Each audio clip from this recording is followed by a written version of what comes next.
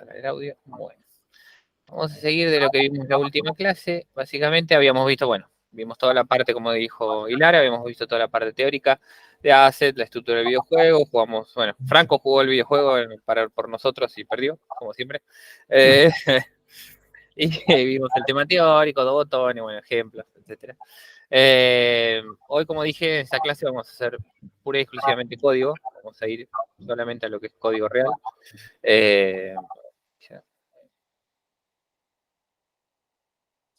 No sé por qué me parece. Bueno, no importa.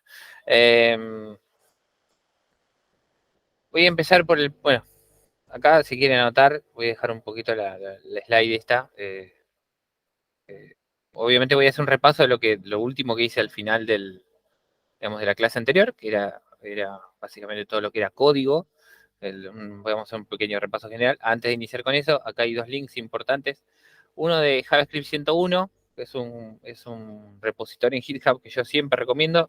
Es básicamente, yo hace unos par de años atrás pertenecía a la comunidad de JavaScript 101, nos juntábamos los fines de semana, todos los fines de semana, un fin de semana al mes, perdón, en diferentes oficinas de compañías y damos en un día el contenido de cómo programar en JavaScript, en un solo día, sábado y domingo, para que la gente supiera cómo era programar, primer acercamiento a la programación en un solo día y después de ahí, bueno, poder ampliar sus conocimientos. Es una experiencia que yo personalmente como mentor disfruté mucho y que por lo menos vi realmente que a mucha gente le sirvió como para tener un primer acercamiento sin tener que pagar, sin tener que tener miedo a acercarse a la programación. Todo ese contenido está en internet, está en esa dirección que ven ahí ahora. El primer link. Básicamente es un curso de programación de JavaScript de cero. Le va a enseñar variables, le va a enseñar funciones, va a enseñar todo. Cada vez que terminan un módulo, abajo hay un parcialito, un pequeño examen que pueden tomarse a sí mismos para afianzar el conocimiento, que también tiene las soluciones por si no lo sacaron bien, porque quieren tener una idea de si lo sacaron bien o no, pueden ver los resultados y tener una idea. Como justamente todo lo que vimos y todo lo que vamos a ver ahora, también es todo JavaScript y es todo Phaser, refresca memoria de variables y cuestiones básicas de JavaScript, eso siempre sirve.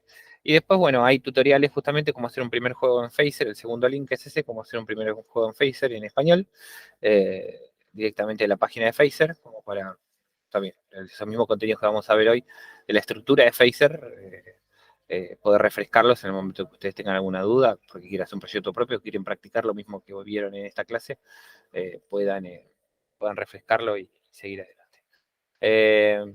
Como dije, vamos a hacer un pequeño refresca memoria de lo que vimos al final de la última clase.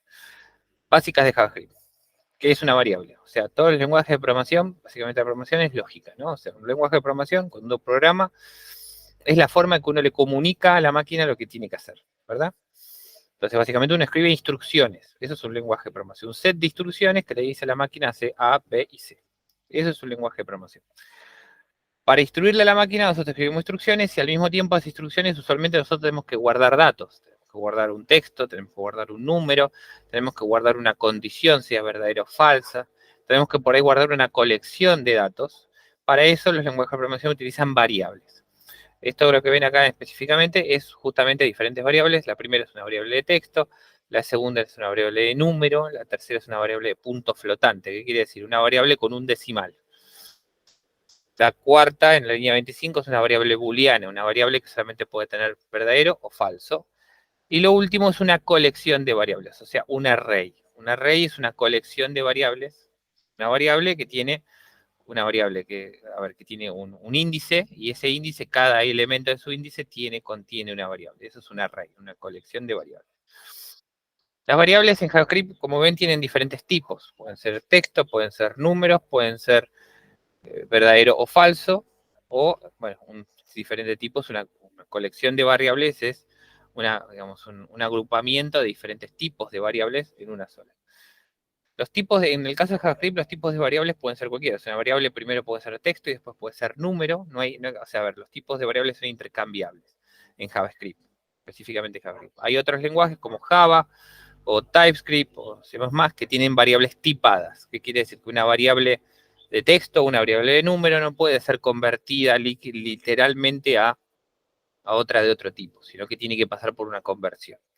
JavaScript tiene algo parecido, pero digamos que uno puede sobreescribir una variable. Eso, para hacer un ejemplo muy simple, En otro lenguaje, si uno tiene una variable de texto, esa variable siempre tiene que ser texto. Uno puede convertirla a un número si quiere, esa variable, pero debe crear una nueva variable de tipo número y guardar ese valor ahí. En cambio, en JavaScript uno puede agarrar esa variable de texto y sobreescribirla que sea una variable de número o sobreescribirla que sea un tipo booleano, o sea, de verdadero o falso, o lo que sea. Eso tiene sus ventajas y sus desventajas, en el sentido que sí, es más simple de programar, porque uno no tiene que preocuparse demasiado por el tipo de variable que está usando, excepto en condicionales o en condicionales estrictos. Uno no tiene que preocuparse por el tipo de variable, pero bueno, al mismo tiempo tenés digamos, una espada de Damocles, una espada de doble filo, como quiere decir, que a la larga, cuando uno escribe mucha cantidad de código y no tiene un control de qué tipo de variable está usando, que esa variable siempre sea texto, si en algún momento nuestro código la convierte en un número, vamos a trabajar sobre una variable que no estamos esperando, ¿no? Una variable con un valor que no estamos esperando, y eso obviamente trae diferencias en la ejecución en el código. Así que bueno, en JavaScript tiene sus cosas buenas y sus cosas malas, en este sentido, más que nada en variables. Después, como dije, tenemos funciones. Esto es una declaración simple de función. Una función básicamente es un set de instrucciones agrupadas en justamente valga la redundancia, en una función. O sea, una función es un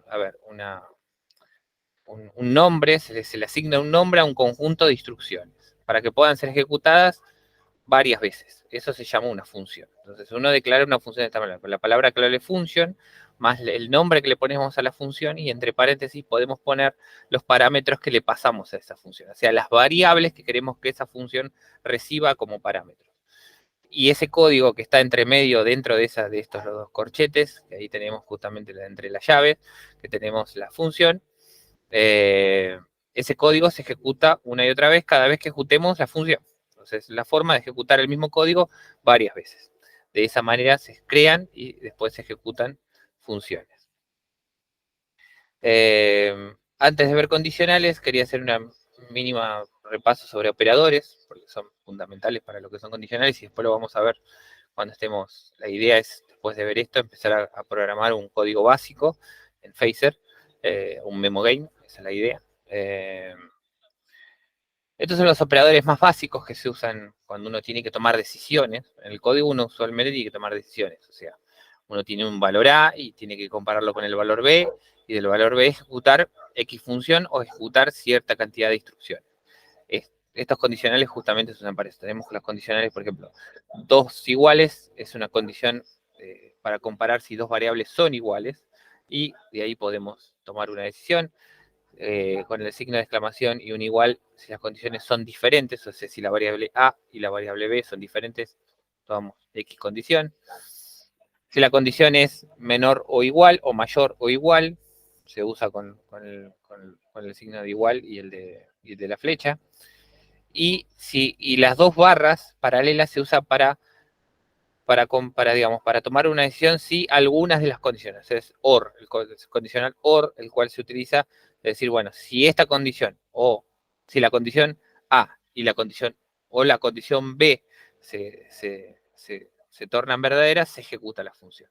Para eso se usa la condicional de barras, o la condicional OR.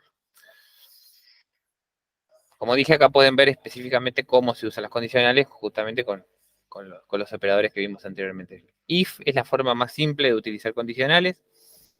Los condicionales también se usan dentro, por ejemplo, de un loop, por ejemplo, de un loop de un bucle while o un bucle for. También se usan condicionales.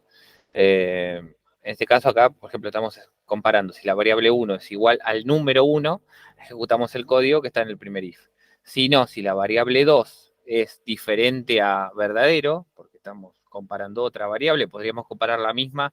Por ejemplo, podríamos comparar variable 1 igual a algún texto, o variable 1 igual a un booleano, y podríamos ahí de esa manera ejecutar lo que está en la línea 4, todo ese código que pusimos ahí. Y si no, a lo sumo, if permite directamente tener un bloque de código de descarte o default que se ejecuta siempre si todos los otros condicionales resultan negativos. O sea, en este caso estamos comparando si alguna de las condiciones resulta verdadera o resulta, digamos, que se cumplen, se ejecuta ese código. Si ninguna de las condiciones anteriores, los if Y los cells if, porque puedes tener varios cells if, lo que se llaman nesteados, o sea, varios cells if, uno correlativo con el otro para poder determinar diferentes condiciones. Si ninguno de esos se cumple, al final se termina ejecutando el código final, que es el último else. De esa manera es como funcionan los condicionales de manera básica. Bueno, ahora vamos a pasar directamente a ver algo digamos, de lo que es lo básico de Phaser, de la estructura, digamos, de cómo programar un juego en Phaser. La idea, a ver, que la mayoría de los que vean esta clase ya deberían venir por lo menos con una base de programación. Como dije, si no tienen ningún tipo de base, los que ven por esta clase grabada, no tienen ningún tipo de base de programación, lo mejor que pueden hacer es ir a los links que puse al principio, ver algo de programación básica. Que yo me ponga en este caso a enseñarles programación básica en una clase de 2 horas no tiene mucho sentido, más que lo básico. Lo ideal es que, bueno, aprendan lo básico, que son funciones, variables, condicionales y bucles, de manera, digamos, offline, y después pueden pasar a programar con Phaser directamente, porque ya van a tener las bases de cómo es programar de manera básica, y ahí ya directamente pueden pasar a Phaser, ¿no? Phaser tampoco requiere una gran base de programación, pero sí tienen que tener lo básico, ¿no? El uso básico de variables, funciones, como cualquier lenguaje de programación. Como vimos en la última clase, Phaser básicamente se maneja con escenas. O sea, se permite crear escenas, ¿no? O sea, cuando uno está ejecutando un juego de Phaser, crea un objeto Phaser y con una configuración específica, y esa configuración debe contener las escenas que estamos ejecutando.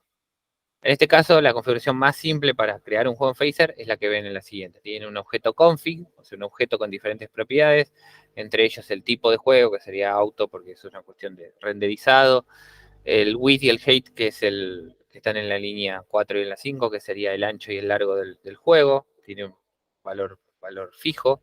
Como vimos en la clase anterior, ustedes van a definir el valor fijo, digamos, del formato que va a tener el videojuego, el ancho y el largo, y después para adaptarlo a diferentes pantallas, bueno, tienen que usar diferentes técnicas de fondos, para que sean fondos más ampliados o fondos grandes, porque si no, bueno, les va a quedar o estirados, o les va a quedar chicos, dependiendo de la configuración de las pantallas donde piensen que ese juego va a ser ejecutado, sea en el navegador o sea en un dispositivo móvil. Pero siempre van a tener que definir un valor base, que es justamente el ancho y el alto que les pide Phaser. Y después está el objeto de scene, que ese objeto de scene puede ser un array, puede ser una colección de valores con diferentes escenas, o en este caso un solo objeto que tiene 3 funciones, porque cada escena de Phaser tiene 3 funciones básicas, que son preload, create y update. Y ahora voy a volver a explicar, lo expliqué la última vez, qué son esas 3 funciones. Como hablamos en la clase anterior, los videojuegos se ejecutan en un bucle infinito. O sea, los videojuegos, a diferencia de la programación tradicional, la cual usualmente es reactiva, o sea, la programación tradicional, o por ejemplo la programación, principalmente la programación web, pero la mayoría de la programación es reactiva. O sea, ¿eso qué quiere decir? Que la persona hace una acción o pide una acción a la máquina, y la máquina responde ejecutando cierta X cantidad de código para realizar esa acción. Eso se llama una programación reactiva. En cambio, en los videojuegos la programación no es reactiva, es activa o proactiva, como quieren llamarlo. El loop infinito, el bucle infinito se está ejecutando continuamente. Y dentro de ese bucle infinito es donde nosotros ejecutamos la lógica del videojuego, donde chequeamos si el usuario hizo alguna acción en el videojuego, o quiere hacer alguna acción en el videojuego. De ahí chequeamos el estado del videojuego en el caso de los enemigos, los elementos en pantalla, todo ese tipo de cosas las hacemos dentro digamos, del bucle infinito. Por eso la programación de videojuegos es muy diferente a la programación justamente de normal o clásica. La programación de páginas web, la programación de administraciones de datos, todo este tipo de programación usualmente es reactiva, excepto casos muy específicos, suele ser reactiva, no hay una programación activa detrás. Puede existir algún chequeo de servicios en la programación tradicional, es decir, bueno, hay un constante chequeo del estado de algo, y eso es, digamos, un proceso activo, pero no pero la gran diferencia es que el núcleo del videojuego es siempre activo, cuando en realidad en cualquier otro caso, es esa programación activa que por ahí chequea el estado de algo, el estado de una función o el estado de cierto proceso, es solamente durante un tiempo limitado y después deja de serlo. Como ven acá tenemos las tres funciones. Lo que yo hablaba del bucle infinito se reduce a la función update, a la función que vemos acá, en la línea 21. Todo lo que nosotros ponemos en la línea 21 dentro de estas dos llaves es el bucle infinito. Y dentro del bucle infinito lo que hace obviamente es ejecutarse en cada cuadro. Como hablamos en un principio, el tempo en un videojuego, y puedo pasar al slide anterior, al slide que vimos la vez pasada. De esto es de la clase anterior, pero vale la pena volverlo a explicar. La estructura de videojuegos se compone de un frame y un cuadro, ¿no? Ahí nosotros, un cuadro es básicamente donde nosotros chequeamos los eventos, donde chequeamos el estado del videojuego, donde después de ahí hacemos la lógica, la carga de los archivos de audio, de video, los archivos de multimedia, instanciamos los objetos que se usan en el videojuego y después pasamos al renderizado. Todo eso sucede en un ciclo del bucle, o sea, una vez del ciclo del bucle sucede todo lo que nosotros queremos que suceda en ese momento. Cuando termina ese ciclo vuelve a iniciar y vuelve a hacer lo mismo. ¿Qué cantidad de ciclos de bucle tenemos? Eso depende del videojuego y depende del tipo de máquina donde se esté corriendo. En el caso, justamente la medida en cuánta cantidad de veces corremos ese bucle infinito, en realidad es dinámico. Puede ser, Phaser permite fijar eso en un valor fijo, es decir, bueno, queremos que corra solamente a 30 cuadros por segundo, entonces básicamente el bucle va a correr solamente 30 cuadros por segundo, podemos fijarlo, pero sigue siendo dinámico porque aunque nosotros lo fijemos a 30 cuadros por segundo, si esto corre o nuestro videojuego corre en algún dispositivo con capacidad limitada de procesamiento, como puede ser un celular, por ejemplo, va a correr por ahí más lento. Y eso lo tenemos que tener en cuenta. Por eso he explicado en la clase anterior el tema del tempo en un videojuego, ¿no? O sea, la medida fija que tiene uno para medirse, para medir cómo corre y cómo chequear las cosas en un videojuego, la medida fija que tenemos es el tiempo. El tiempo nunca cambia. Esto puede correr en menos cuadros por segundo o en más cuadros por segundo, pero la cantidad de segundos que pasaron por cuadro va a ser fija. En realidad va a ser dinámica, pero sabemos qué cantidad de tiempo pasó. Y sabiendo la cantidad de tiempo que pasó, podemos determinar si tenemos que, por ejemplo, correr una animación más rápido, correrla más lento, si tenemos que saltearnos cuadros de la animación, porque claro, pasó mucha cantidad de tiempo entre cuadro y cuadro, como acá lo ven, por ejemplo, si ustedes tienen una animación de 6 imágenes para 60 cuadros por segundo, y el juego corre a 30 cuadros por segundo, significa que para el momento en que tenemos que mostrarle la segunda imagen, por ejemplo, en este ejemplo básico, la cantidad de tiempo que pasó en una máquina limitada que corre más lenta va a llegar al punto en que ya hay que mostrar la tercera imagen. ¿Se entiende? Entonces, si tenemos que mostrar la tercera imagen, la segunda imagen no tiene sentido que la mostremos, porque no nos da el tiempo, vamos a estar retrasados en la ejecución del videojuego, y eso se nota. Se va a notar visualmente, se va a notar en el tiempo de respuesta al videojuego, porque hay eventos y cosas que tienen que suceder en cierto momento. Un ejemplo básico, si uno tiene un videojuego que tiene que saltar, si uno tiene un videojuego que tiene que matar a un enemigo, uno no puede retrasar el efecto de la bala corriendo hacia el enemigo o del salto porque la máquina anda más lento, porque vamos a perder la inmersión y la jugabilidad y el atractivo del videojuego. Entonces, sabiendo la cantidad de tiempo y sabiendo que esto funciona, en este caso, en la instancia que estamos corriendo el videojuego más lento, podemos determinar qué cantidad de animaciones está corriendo, en cuánto tiempo está corriendo, cómo tenemos que chequear los elementos en términos prácticos dentro del bucle infinito. Volviendo al código, para que así podemos entenderlo un poco mejor. Justamente lo que hablamos, el bucle infinito es todo lo que está justamente en la función update, que es la que se va a ejecutar de manera continua. Las otras dos funciones tienen el uso de ser ejecutadas una sola vez cuando la escena es cargada. En este caso tenemos una sola escena, entonces, bueno, básicamente se va a cargar cuando se carga el videojuego, se carga la escena y se ejecutan las funciones. Pero se ejecutan una sola vez. ¿Cuál es la idea? Que en preload ustedes precarguen los archivos. A ver, una computadora, y volviendo a lo que hablamos también en la clase anterior, una computadora tiene cantidad de memoria limitada. O sea, la cantidad de memoria volátil o la memoria de rápido acceso, que es la que utiliza la mayoría de las aplicaciones para poder guardar datos, es limitada. Nosotros tenemos 4 GB de RAM, 6 GB de RAM. máquinas grandes tendrán 16 GB de RAM, 32 GB de RAM, etc. Nosotros no podemos precargar todo el videojuego continuo, todos los datos de un videojuego en la memoria dinámica. Tenemos que tenerlo en un disco, digamos, a ver, en un disco de datos permanentes, en este caso en el disco rígido, una memoria, lo que sea. Esa memoria es lenta, o sea, es mucho más lenta que la de la memoria dinámica. Entonces el software necesita cargar los datos que necesita para esa escena en el momento. Esto es para que lo vean en términos simples y en términos prácticos. Cuando ustedes van a jugar cualquier videojuego, siempre tienen esa pantalla de loading, la pantalla de carga. ¿Por qué es la pantalla de carga? La pantalla de carga en todos los videojuegos es la función preload que ustedes ven ahí. Es la función preload y la create, ambas. La función preload en todos los videojuegos hace eso, porque todos los videojuegos en términos de estructura son iguales. La función preload lee los archivos en el disco rígido del dispositivo y los carga en memoria para que el videojuego los pueda usar de manera dinámica. Eso es lo que se hace en las pantallas de carga, en esas clásicas pantallas de carga de los videojuegos. La función create lo que hace es agarrar todos esos archivos ya cargados en memoria y los instancia. ¿Qué quiere decir? Los crea en objetos en memoria listos para usar por el engine de Phaser, o sea, por el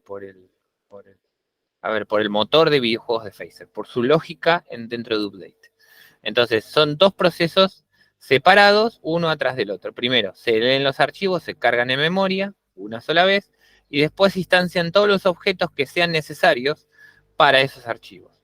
Un ejemplo práctico, si ustedes tuvieran una imagen de una bala que se dispara muchas veces, la van a cargar, la imagen de la balita la van a cargar en preload. Y después la van a instanciar 100 veces, porque ustedes necesitan 100 balas, en create. Y después dentro del bucle en update las van a usar. ¿Qué quiere decir? Las van a mostrar en pantalla, las van a ocultar, las van a dejar para usarlas después, lo que necesiten usar. Pero el orden de ejecución de esas instrucciones, primero ustedes le dan instrucción a la máquina que cargue los archivos del disco rígido o de la memoria permanente a la memoria dinámica, después en create hacen que se instancien esos objetos listos para usar y en update los usan. Esa es la estructura genérica de cualquier videojuego y en este caso de Phaser lo pueden ver de manera práctica en este ejemplo. Ahora, lo que les expliqué anteriormente, vamos a verlo de manera real cómo se cargan los activos o cómo se cargan los archivos en Phaser. Como ven, tenemos la misma estructura al principio y tenemos en este caso solamente dos funciones. La opción update en este caso no está definida porque no es necesario para el ejemplo. Y en realidad Phaser funciona igual, a pesar de todo, funciona igual. Si es necesario, de esta manera funciona igual. No tiene sentido porque dejan de perder la ejecución del código, pero si quieren usarlo, pueden usar igual. La función preload, como ven, carga las imágenes de dos maneras. O sea, las pueden cargar por medio de un pad o las pueden cargar por medio de un pad o las pueden cargar por medio de load image. O sea, esta es una función dentro del objeto load. Les pide dos argumentos. El primero, el index, o sea, la forma de identificar ese archivo dentro de Phaser. Les va a pedir una palabra clave. En este caso, Taekwondo Master, como ejemplo. Y la dirección a dónde está el archivo físicamente en la computadora. O sea, acá ves asset pics, la imagen, nombre de la imagen. Y acá estamos cargando una segunda imagen con esta aquí, o sea, con este nombre clave para después poder referenciarla y con a dónde está la imagen. La segunda forma que también pueden cargar imágenes es si ustedes a load le definen una ruta directa donde están todos los archivos de imágenes, en este caso loadpad, si ustedes lo apuntan a donde tienen todos los archivos de imágenes y después les ponen las keys, les ponen la extensión, va directamente a cargar todas las imágenes que tengan dentro de esa carpeta. Esto yo no lo veo muy recomendable porque pueden crear por ahí copias de archivos que no son necesarias o por ahí ustedes están trabajando en el videojuego y dicen, bueno, voy a crear la versión A, la versión B, la versión C y están probando por ahí una cuestión gráfica, es decir, esto queda más lindo, esto queda más feo, esto no tiene la resolución que corresponde o no tiene la resolución que les gusta y si van a cargar todo lo que está en el archivo de la carpeta, todo lo que está en la carpeta, pueden llegar a cargar archivos innecesarios en memoria que después van a tener problemas de rendimiento y no se van a dar cuenta cuando ya tengan el videojuego hecho, es decir, ¿por qué el videojuego no me funciona? ¿O por qué me anda muy lento? Y porque han cargado un montón de archivos que no son necesarios, que no están usando y que son extras. Uno a veces trabaja sobre las carpetas de manera un poco desordenada, más cuando recién empieza, entonces, bueno, es muy normal. Lo importante acá es apuntar a dónde está el archivo y asignarle una palabra clave que después ustedes pueden identificar. En preload, acá esto carga el archivo de memoria. Una vez cargado el archivo de memoria, podemos instanciarlo en la pantalla por medio de create. Hacemos tis add image, o sea, esto crea una imagen que le agrega a la escena con un ancho de 400, un alto de 300, y acá ponemos justamente el index o la palabra clave que le asignamos al tipo de imagen que queremos cargar. Acá ya estamos cargando la imagen en pantalla, básicamente. La cargamos primero en memoria y ahí en pantalla. Y así cargamos imágenes o cualquier tipo de... Cargar audios es básicamente lo mismo. En Phaser pueden buscar la referencia de cómo cargar audios. Es bastante simple. Y después, bueno, crear sprites o crear animaciones también es prácticamente lo mismo. Cambia la forma en que ustedes crean el archivo, digamos, el archivo de imagen y no la forma del código. El código es prácticamente el mismo. Una cosa que quería explicar, porque mi idea es darles los conceptos básicos, porque ustedes pueden directamente ya tirarse en Phaser y hacer algo muy simple, pero no dejar de hacer algo. En la práctica van a ir aprendiendo los nombres de las funciones, cómo funciona. A ver, lo que yo les puedo explicar es la básica, o es la base, pero si no lo practican por gusto, por placer o por trabajo o por lo que quieran, no lo van a aprender. Entonces mi idea es darle lo más básico para que ustedes ya puedan salir a alguna interactividad. Y por ahí lo que crean no es un videojuego, porque como hablamos en la clase anterior, un videojuego tiene que tener un objetivo y una dificultad, pero pueden crear una experiencia interactiva, aunque sea mínimamente, y con eso iniciar. Una experiencia interactiva o pasar su clase o su exponencia de arte a una experiencia interactiva, que no necesariamente es un videojuego, pero esto, por ejemplo, Phaser les sirve aunque sea para iniciarse de esa manera, y después, en todo caso, si quieren seguir y quieren complejizar su desarrollo, pueden llegar a un videojuego. Bueno, los eventos del mouse son también extremadamente simples. Acá, como ven, tenemos la función preload, en la cual creamos una imagen, cargamos una imagen en memoria con la palabra clave age. Entonces, después usamos la función create, y acá creamos un sprite con 400 de ancho, 300 de largo, obviamente con el identificador AI para que sepa que es esta la imagen que queremos cargar. Y creamos un sprite que le asignamos a la variable sprite para después utilizarla después. Antes de asignar la palabra sprite, le usamos la función setInteractive. SetInteractive en Phaser lo que hace es que esa imagen sea interactiva, puede escuchar eventos del mouse. Si no ponemos esa función, va a ser una imagen estática, que podemos mover, podemos usar, pero nunca va a escuchar eventos del mouse. Entonces, lo importante de acá es que Phaser les permite con esta función decir, bueno, acá yo a este elemento voy a escuchar eventos del usuario. Después, por ejemplo, acá tenemos un texto. Bueno, obviamente Phaser les permite crear texto de manera también muy simple. Que muestra la posición del mouse.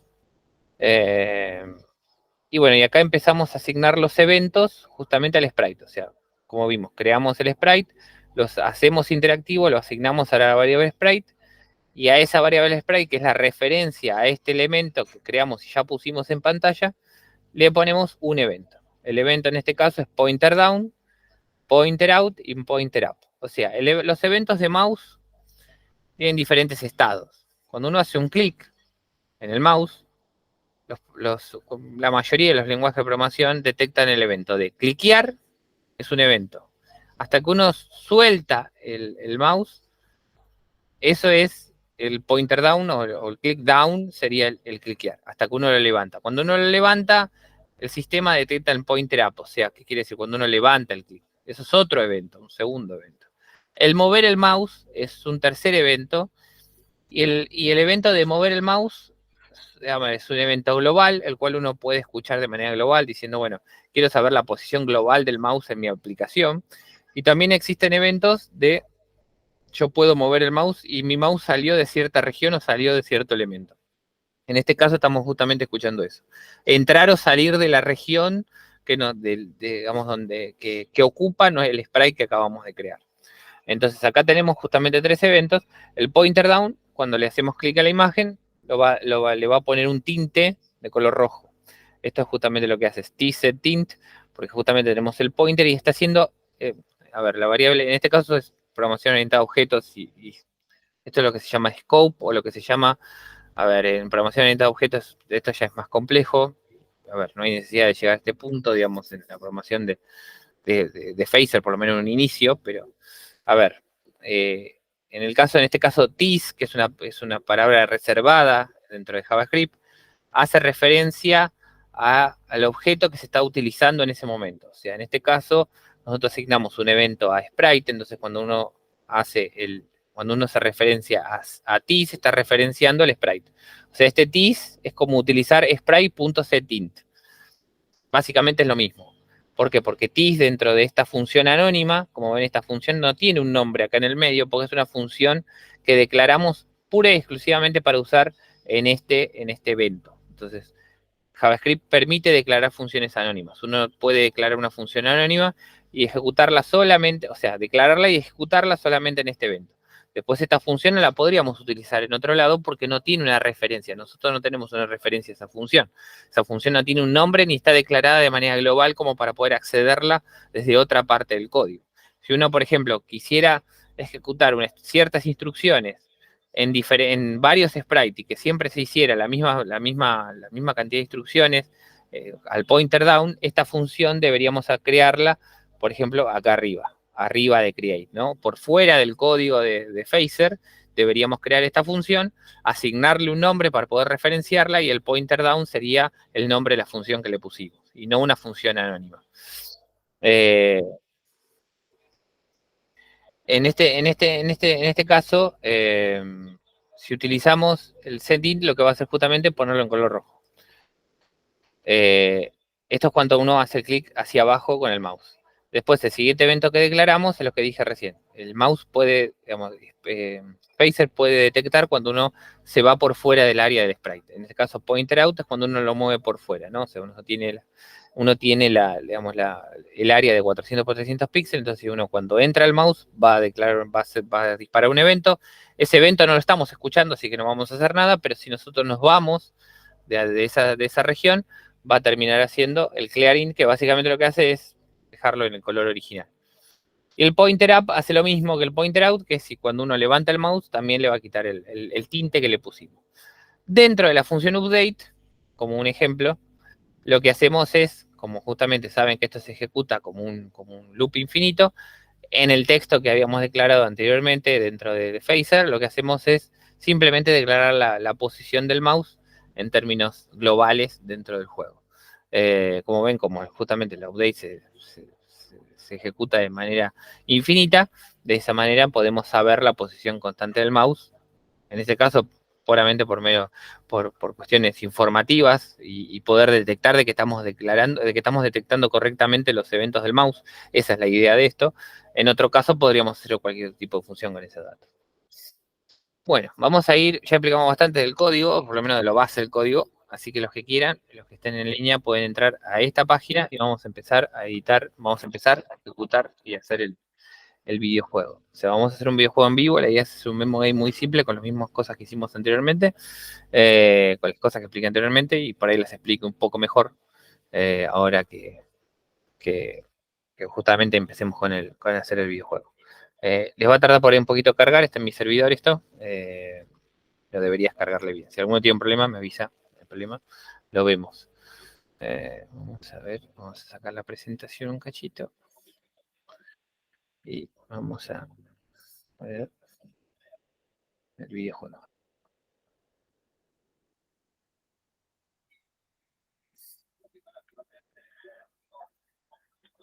Ahí está. 2 minutos. A ver, vamos a esperar que cargue. Muy bien, ahí está. Compartir la pantalla. Muy bien.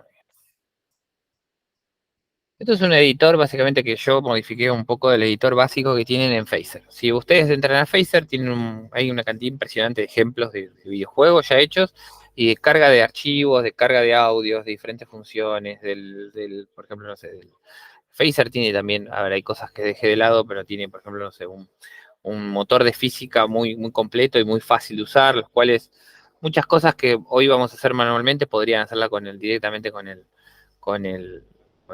justamente con el coso de física, digamos, con el motor de física. Y el motor de física, a ver, les va a ahorrar un montón de trabajo físico, trabajo manual, de tener que, no sé, calcular regiones o calcular movimientos, porque todo se ejecuta de manera automática. También justamente para hacer cuestiones artísticas o para llevar por ahí alguna muestra o expresión artística a un videojuego, justamente lo que se llama el engine de física es ideal para eso. La idea de esto es crear un juego de memo muy simple justamente para practicar estas funciones. Acá vamos a tener el código general. Esto empieza, o sea, cuando ustedes abren el editor van a ver esta cantidad de código ya escrita, que básicamente son las variables básicas para crear el videojuego. Acá van a ver la ejecución del videojuego, del código que ustedes escriban o que quieran completar.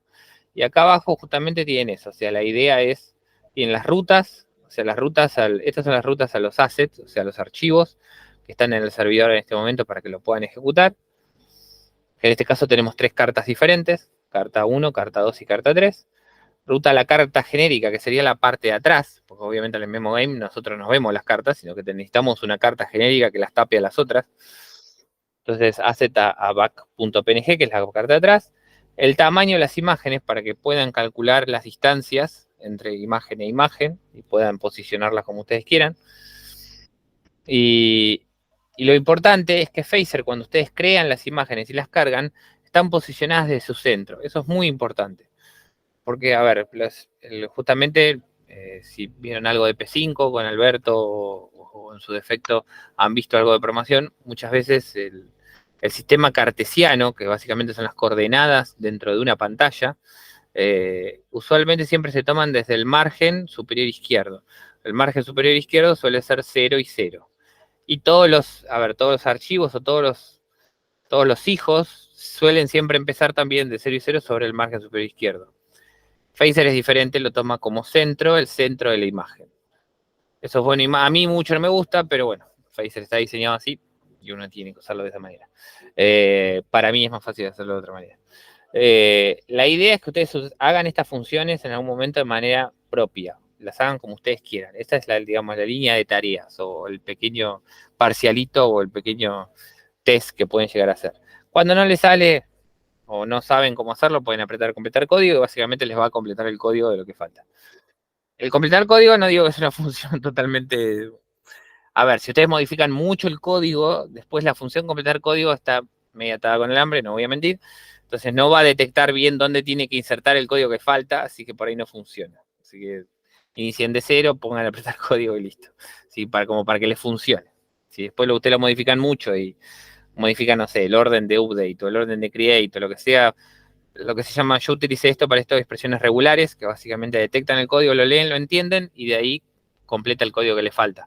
Pero eso lo modifican mucho, el tipo de expresión regular que yo creé es bastante limitada y funciona solamente en este ejemplo, entonces va a estar medio complicado. Justamente acá les pongo algunas ayudas de cómo precargar imágenes, cómo establecer una imagen, cómo posicionar el elemento, cómo hacerlo interactivo, que fue lo que hablamos anterior, cómo hacer los elementos para escuchar los eventos, cómo hacerlas visibles. Y después, bueno, una función básica de JavaScript, que es cómo hacer un timeout, o sea, cómo ejecutar una función después de X cantidad de segundos. Bueno, vamos a empezar básicamente explicando lo que apenas ustedes cargan el editor, qué es lo que ven. Primero acá tienen un botón que dice ejecutar juego, va básicamente a ejecutar el código que escribieron. O sea, si ustedes no apretan ejecutar código, pueden escribir lo que sea acá, pero acá no va a aparecer nada. Esto ya está cargando Phaser. Si hacemos un clic, inspeccionar. Bueno, acá no se ve. No sé si se ve. Creo que no se ve. A ver si puedo hacer que se vea. Bueno, un cose con esto. A ver, acá está. A ver. Si puedo hacer que se vea eso porque me gustaría mostrarlo. Ahí está. Esta es la consola, básicamente, que se usa. La consola de inspección de Chrome para todo desarrollo web. Como ven acá dice Phaser 3.2 Beta WebGL Web Audio. Básicamente acá están viendo que se está ejecutando Phaser. A pesar de que la pantalla esté negra, el engine de Phaser ya se cargó y se está ejecutando. Ahora vamos a volver a poner el mismo game, así empezamos. Ahí está. Muy bien. Entonces tenemos, como les dije, Phaser funciona con escenas. Así que como justamente funciona con escenas, tenemos el mismo elemento, el mismo objeto config que define el ancho y el alto del videojuego que tenemos acá, 800 por 600 píxeles. La escena o el miembro escena es la escena básica que creamos con preload, create y update, como vimos en el inicio. Y ahí creamos el juego con esta función config en Phaser. Phaser.game nos permite instanciar el juego. Estas tres líneas básicas es lo que crean este agujero negro o esta pantalla negra que ven acá. Estas tres líneas solas. Después, estas variables que yo creé acá de manera por default son las variables globales que usamos dentro de las funciones preload, create, update para hacer el videojuego. Entonces, como dijimos, ¿qué tenemos que hacer primero? Lo primero que tenemos que hacer sería precargar las tres imágenes y una imagen genérica. Esa es la idea. Entonces, lo primero, para precargar imágenes, ¿qué tenemos que hacer? Tenemos que ir a this.load image o sprite. En este caso vamos a usar sprite en vez de load, porque si no, en vez de usar para poder hacer las interactivas, vamos a usar sprite y le asignamos un ID. Vamos a ponerle card 1 y vamos a usar la ruta de las cartas que están acá abajo.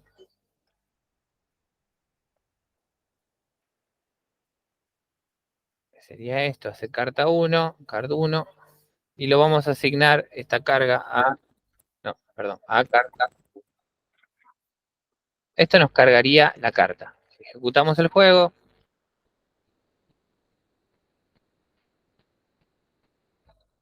¿qué dice?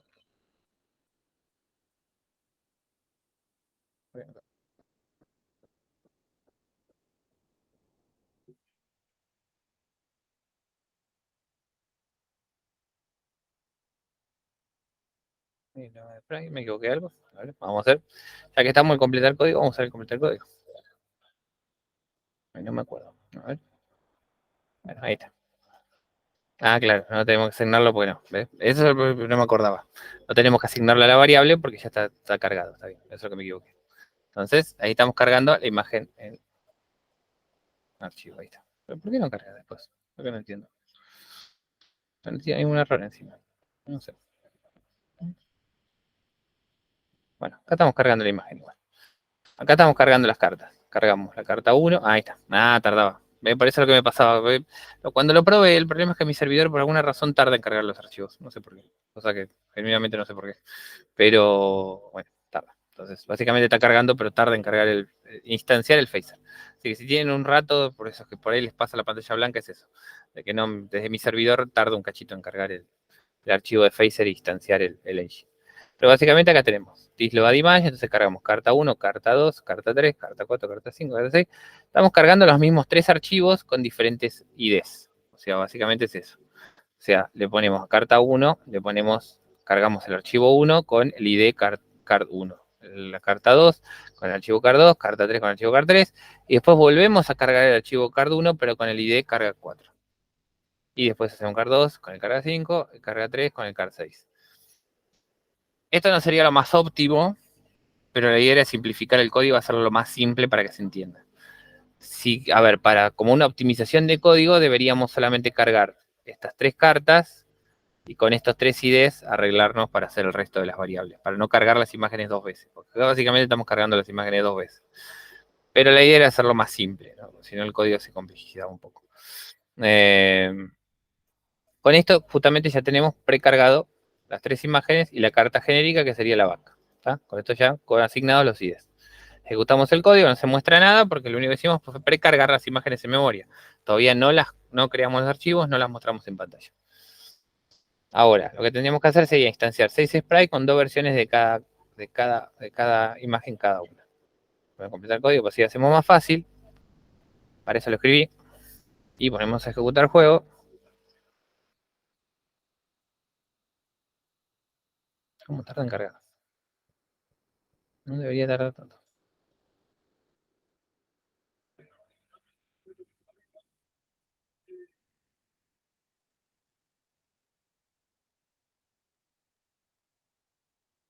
No debería tardar tanto.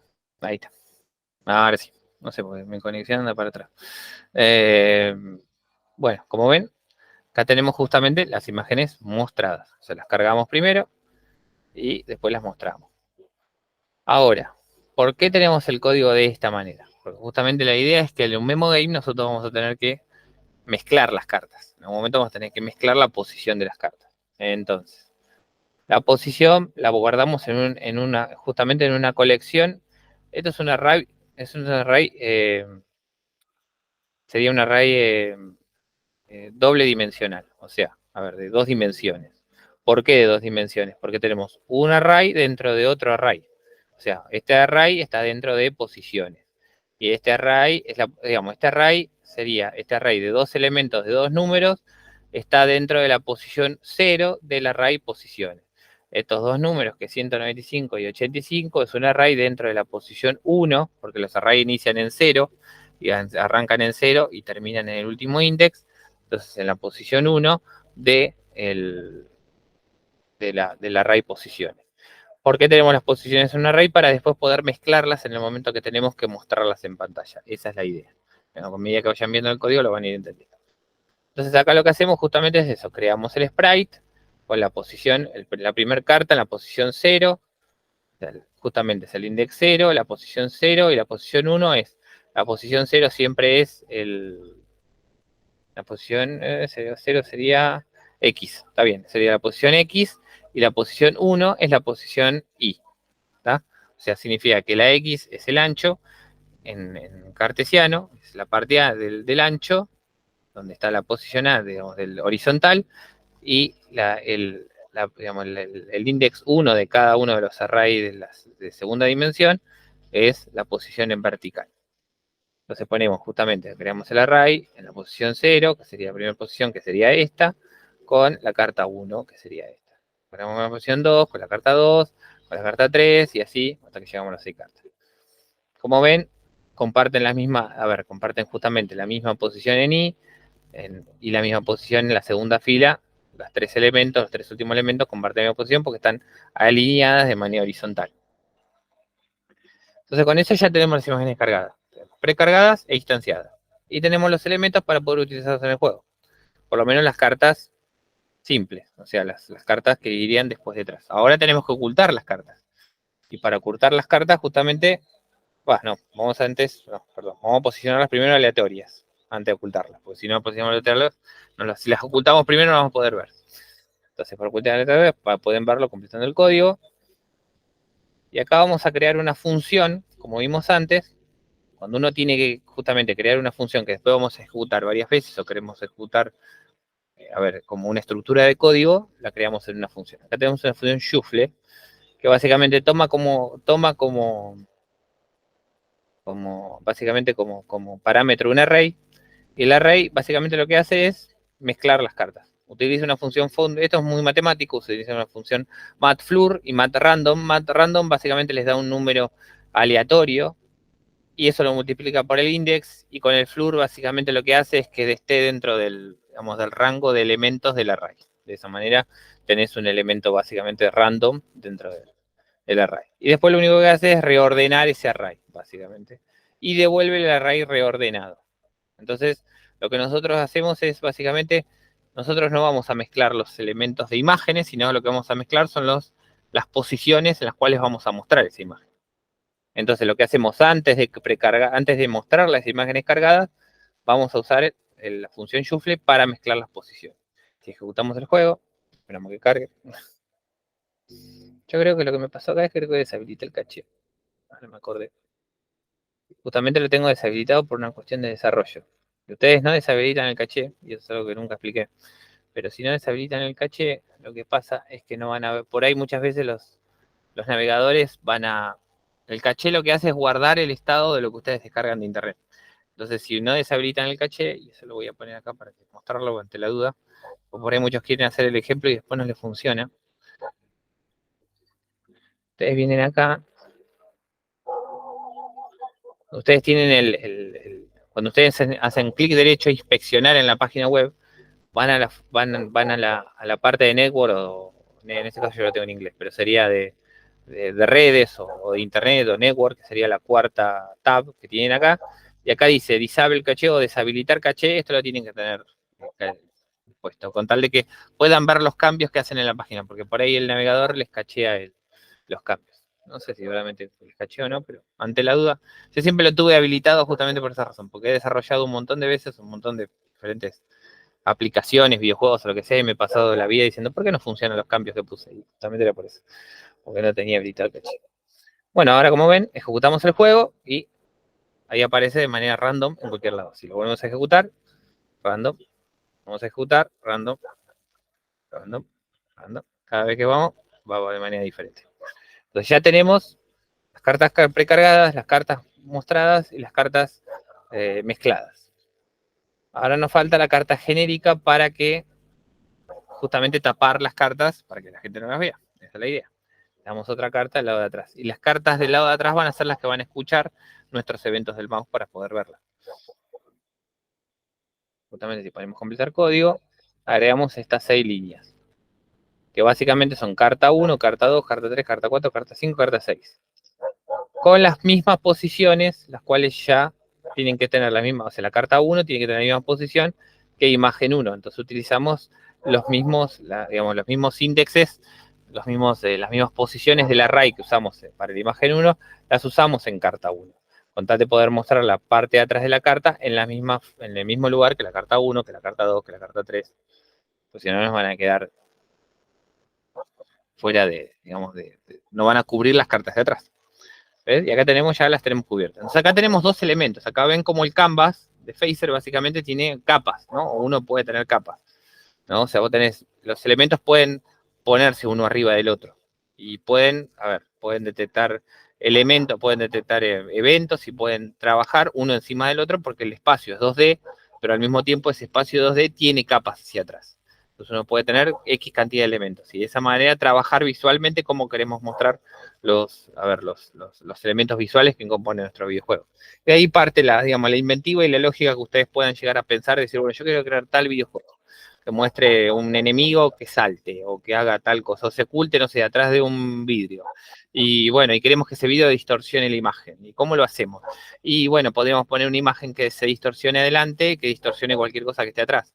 Por ejemplo, no sé, una imagen con un alfa al 50%, por ejemplo. O podríamos poner, no sé, una imagen con líneas y esas líneas hagan un efecto visual, lo cual distorsione la imagen que esté atrás. Entonces, cuando nuestro videojuego, cuando nuestro enemigo, cuando nuestro cuestión principal, nuestro personaje principal se mueve detrás de esa imagen porque coincide las coordenadas cartesianas del elemento que tenemos fijo adelante y del elemento que tenemos atrás, de esa manera se va a cumplir el efecto visual que queremos lograr. Eso tiene mucho que ver en la organización que ustedes tengan. La idea es que esto funcione de esta manera, excepto que ustedes, a Phaser les permite crear capas, si quieren, y agrupar elementos en capas.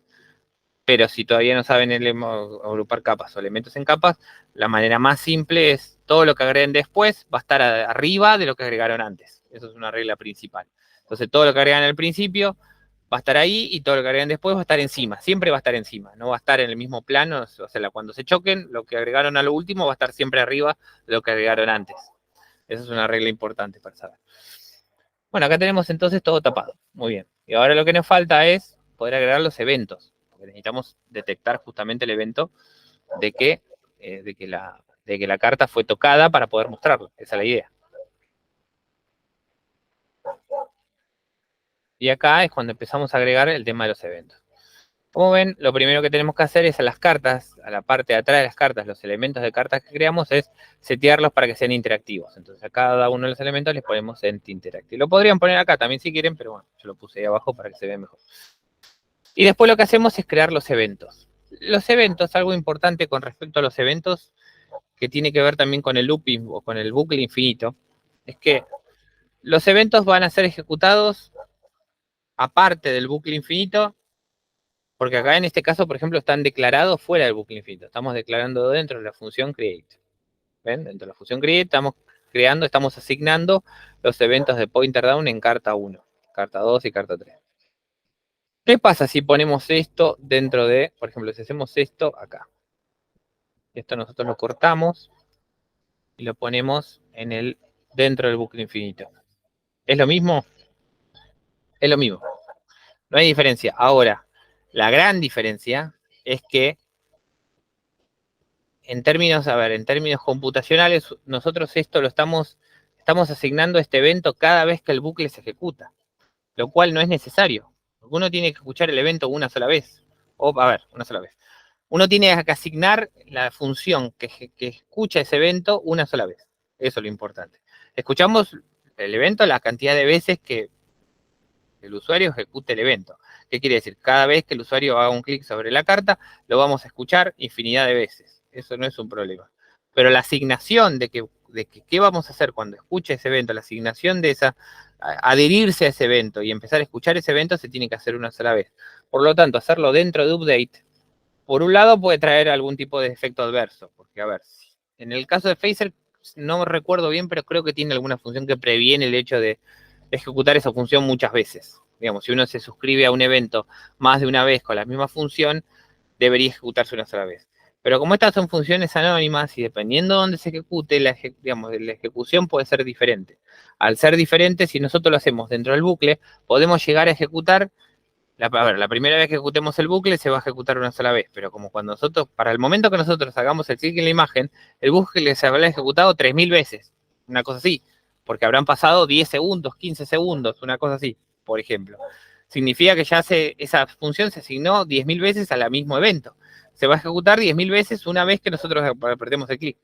Podemos llegar a tener un problema de memoria, un problema de que el juego se tilde, porque la asignación de recursos a un evento, lo que sea, todo consume memoria y todo consume procesamiento. Si lo asignamos de una manera, sin tener en cuenta de que eso va a consumir más recursos o no tenemos que escucharlo cada vez que el bucle se ejecute, no tiene sentido.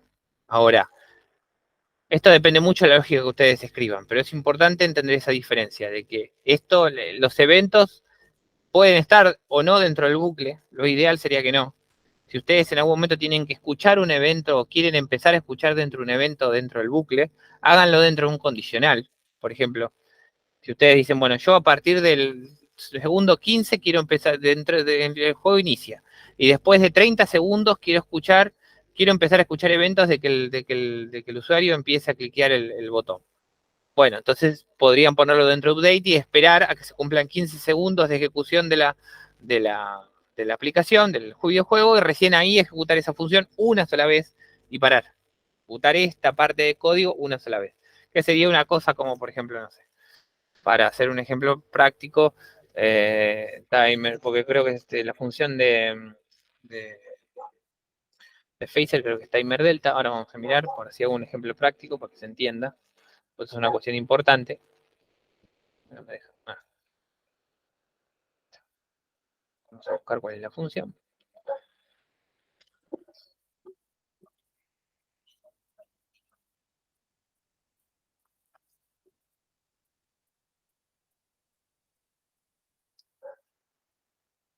Muy bien, en Phaser básicamente para sacar el delta time, o sea, básicamente cuánto tiempo pasó desde que se ejecutó el último bucle, si nosotros hacemos sería esto, game.timeelapse. Acá tenemos el game, que sería la función, esto es referencia al juego en sí mismo, ¿no?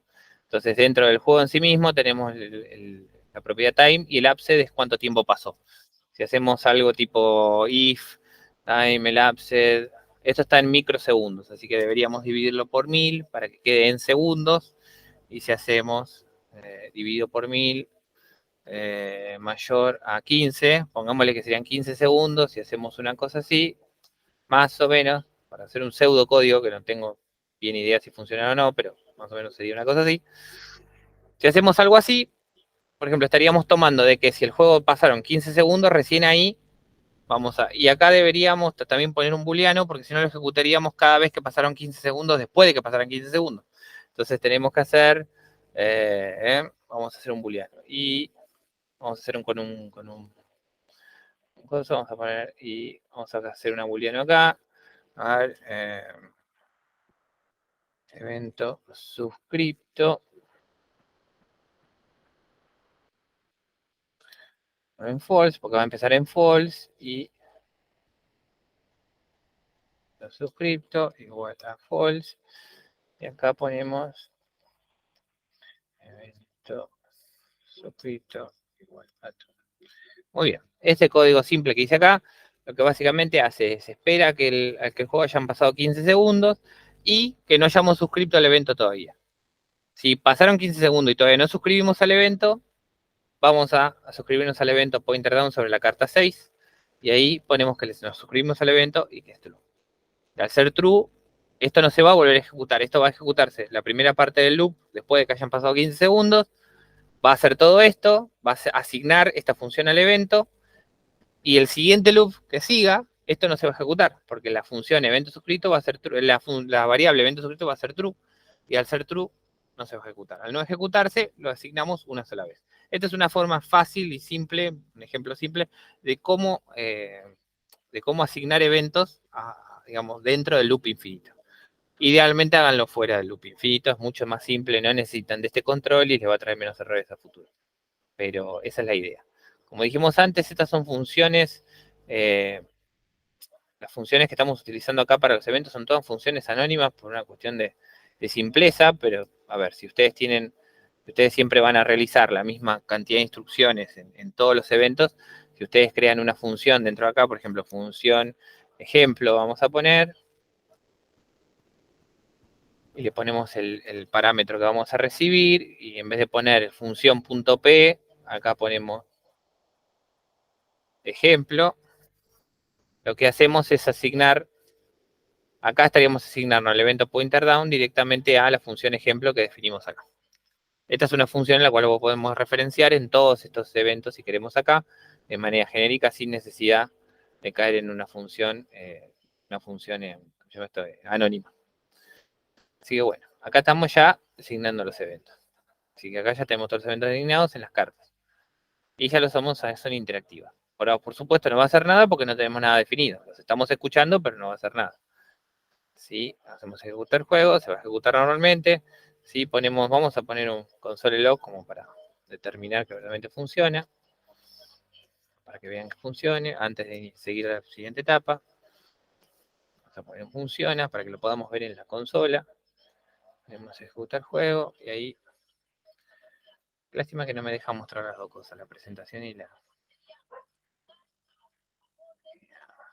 cosa, pero bueno, una lástima.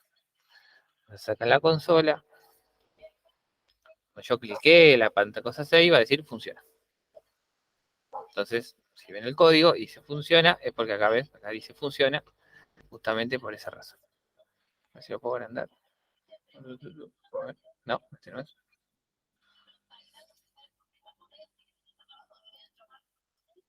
Ahí está. No, esto no es. Ahí está. Bueno. Entonces ahí dice funciona, justamente por esa misma razón. Porque pusimos al evento funciona. Ahí está. Este funciona, es lo que vieron anteriormente. Ahora, voy a borrar esto y vamos a seguir al siguiente punto. Ya le asignamos el evento y ahora tenemos que hacer la lógica del juego. O sea, ya tenemos todo lo básico, cargadas las imágenes, mostradas, tenemos los eventos, ahora cuesta hacer la lógica. La lógica que básicamente haga el juego en sí mismo. Si se presiona una carta y ninguna fue revelada, como Memo Game es así, la primera carta que tocamos dentro del estado del juego, simplemente lo tenemos que mostrar. Esa es la primera regla del Memo Game. Podemos completar código, empezamos con los condicionales. Entonces, todos justamente esos eventos que antes estaban vacíos, ahora las funciones tienen lo siguiente. En la carta 1 tenemos comparamos si la carta revelada, la variable carta revelada, es -1. ¿Por qué -1? Porque nosotros iniciamos con estas funciones que creamos, con estas variables que creamos acá. Estas son variables que usamos, variables de control. Las usamos para crear la lógica de nuestro videojuego. En el caso del videojuego que ustedes crean, la experiencia interactiva, eso depende del videojuego que ustedes quieran. Pueden crear la cantidad de variables que quieran o la lógica que ustedes piensen. La estructura de datos o de variables que utilicen depende del videojuego que ustedes quieran crear. En este caso vamos a usar 3 variables específicas. Esta la vamos a borrar porque no la usamos. Esto es solamente un ejemplo básico. Vamos a usar 3. Carta revelada, última carta y segundo remanente para después volver a dar vuelta a las cartas en el caso de que las cartas no sean iguales. Esas son las tres variables que usamos de control. Las cartas tienen un valor inicializado de -1 porque justamente deberían mantener el index o, digamos, el lugar de la carta que estamos mostrando. La última carta sería la última carta, el segundo clic, porque el usuario va a hacer un primer clic cuando todas las cartas están dadas vueltas para mostrar la primera, un segundo clic para mostrar la segunda carta, y ahí determinar si tenemos una coincidencia. El segundo clic es donde determinamos la coincidencia. Si el segundo clic no sucede, queda así, simplemente vamos hasta que el usuario va al segundo clic. Y los segundos remanentes para ver cuánto tiempo damos para que la persona tenga tiempo de memorizar la carta que vio para dar las vueltas otra vez. Entonces acá tenemos justamente eso. La función en la carta 1, en el evento pointer down, o sea, cuando la persona haga clic, la función anónima, ponemos si la carta revelada es -1 porque la persona todavía no hizo ningún clic, vamos a poner que la carta que reveló es la 1, porque justamente estamos escuchando el evento en la carta 1, que sería esta, entonces la carta revelada es 1. Y le ponemos a la propiedad visible, que básicamente lo que hace es no mostrar la parte de atrás de la carta 1, la ponemos en false para que la oculte y muestre la carta de manera gráfica. Eso es lo que hacemos en el pointer 1. El pointer 2, básicamente la lógica es toda igual. La único que cambia en cada uno de los eventos que pusimos acá es el index que le asignamos a la carta y la carta que vamos a mostrar o no. Podríamos haber optimizado este código de la siguiente manera. Podríamos haber hecho una función genérica y tomando el hecho de qué carta, asignándole un index directamente al objeto en esta parte del código, podríamos haber determinado qué carta estamos mostrando y haber hecho una función genérica que hiciera solamente todo esto en una sola función. Sí, lo hice así para que pueda ser más gráfico el ejemplo, pero podría haberse hecho de esta manera. Entonces, básicamente tenemos eso. Todas las funciones estas son literalmente iguales. Lo que hacen es simplemente mostrar eso. Por ahora, lo único que hacemos es, cuando se aprieta, es simplemente mostrar la carta. Nada más. No hacemos, por ahora, la lógica no hace otra cosa que eso. Lo otro que le expliqué, que vamos a usar las otras variables, es para el siguiente punto. Así que vamos a poner ejecutar juego. Y vamos a poner, ¿ves? Si tocamos, muestra. Si tocamos, bueno, deja de mostrar. O justamente porque la carta revelada no es -1. Entonces, justamente como no es -1, la carta revelada todavía no hace nada. Entonces, al segundo clic, básicamente no tenemos función. Lo único que hace es mostrar en el primer clic, nada más. Si hacemos el carta 2, hacemos el carta 5, siempre vamos a tener que volver a ejecutar el juego porque nuestra lógica dice que si la carta no es -1, no hacemos más nada. Entonces, después del primer clic, deja de tener función. Ahora, el punto B que dice, si se presiona una carta y ya existe una carta de veda, mostrar la carta y chequear si es la misma. Esa es la segunda parte de la lógica que queremos crear. O si no, nos queda la mitad del juego. Aparte que el juego no se está reseteando. El juego solamente puede mostrar una carta y nada más por ahora. Entonces, si ponemos completar código, nos modifica cada una de estas funciones. Acá ya tenemos un condicional con una segunda condicional chequeada, ¿no? Porque nosotros primero, como hicimos al principio, chequeamos si la carta revelada es -1, si es el primer clic. Con esto sabemos si es el primer clic o no. Y después tenemos un else if, que básicamente lo que hace es chequear si la última carta también es -1. Esto ya está chequeando el segundo clic, ¿no? El segundo clic debería ser -1 porque al primer clic le asignamos un valor a carta revelada. Y en el segundo clic recién sería -1. Cuando hicimos el segundo clic todavía sería -1. Al momento que hacemos el segundo clic, ahí ejecutamos esta parte de código que le pone un valor a última carta y también oculta la carta que detectamos el evento. En este caso, carta 1 seríamos que detectamos. Entonces, detectamos la carta 1 y la mostramos. Si la carta revelada no es igual a 4, ¿por qué a 4? Carta 1 y carta 4 tienen la misma imagen, que fue lo que hicimos acá. La imagen 1 corresponde a carta 1, porque es la que está detrás de la carta 1. Y la carta 4 corresponde a la imagen 4, que es la misma, tiene el mismo ID, tiene el mismo identificador. Al tener el mismo identificador, nosotros lo que tenemos que hacer como lógica dentro del videojuego es chequear si la carta revelada es diferente dentro del segundo clic, porque uno chequea todo esto en el segundo clic. El primer clic no chequea nada. El primer clic lo único que hace es mostrar la carta que se chequeó y nada más. Es lo único que hace. Ahora, una vez que tenemos el segundo clic tocado, hacemos eso. Tenemos que fijarnos si se dio. Si se dio, si justamente en este evento estamos solamente chequeando el evento de la carta 1, que sería este. Entonces, dentro de la carta 1, hicimos el primer clic en la carta 1, perfecto, la mostramos y nada más. Si el segundo clic se da en la carta 1, primer clic se puede haber dado en cualquier otro lado que no sea la carta 1, pero en este caso sería la carta 1, se ejecuta esta parte de código. La última carta se muestra y listo.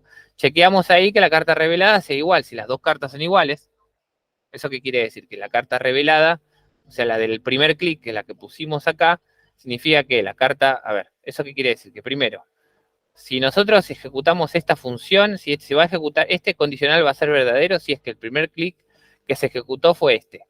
Entonces el primer clic sería en este evento.